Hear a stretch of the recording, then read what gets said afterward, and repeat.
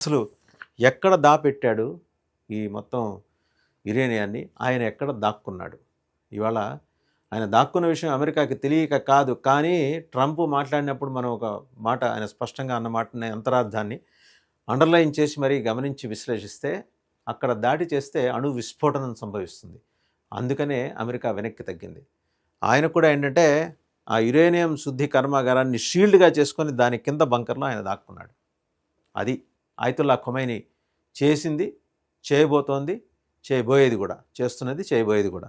ఒకసారి operation rising lion పేరుతోటి June 13 నుంచి ఇజ్రాయెల్ ఇరాన్ మీద దాడి చేయటం మొదలెట్టిన తర్వాత దానికి సంబంధించి సమాచారం ఇస్తూ ఒక ప్రకటన విడుదల చేసింది. ఆ తర్వాత ఇంటర్నేషనల్ అటామిక్ ఎనర్జీ కమిషన్ కూడా ఆ రిపోర్టు కూడా వెలువడింది, క్వార్టర్లీ రిపోర్ట్. క్వార్టర్లీ రిపోర్ట్లో ఏం మాట్లాడుకుంటూ వచ్చింది ఇంటర్నేషనల్ అటామిక్ ఎనర్జీ కమిషన్ అనేది మనం కానీ చూస్తే ఒకసారి లోపలికి వెళ్ళాలి. ఇప్పటిదాకా జరిగిన దాడుల్లో 220 మంది ఇరాన్లో మరణించారు. వారిలో ఎక్కువ మంది సివిలియన్స్.